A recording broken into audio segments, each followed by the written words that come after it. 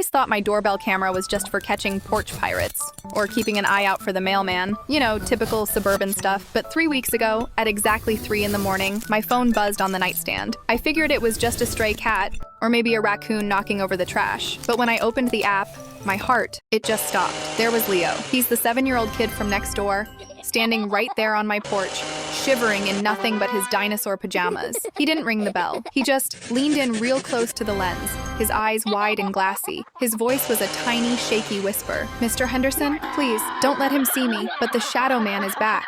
And Mommy told me to run to the woods. I felt this ice-cold chill run down my spine. I was currently 300 miles away on a business trip in Chicago. I was looking at him through a screen, and there was nothing I could do to reach out and grab him. I whispered back through the speaker, trying to keep my voice steady. "Leo, buddy, I'm right here. Is your mom okay?" He just shook his head, a single tear tracking through the dirt on his cheek. "She's sleeping on the kitchen floor, but there's red juice everywhere, and she won't wake up for her coffee." I felt like I was going to be sick. I immediately started dialing 911 on my work phone while keeping the camera feed open on my personal one. But then, the motion sensor triggered again. A heavy, dark shadow moved across my lawn, moving toward my porch.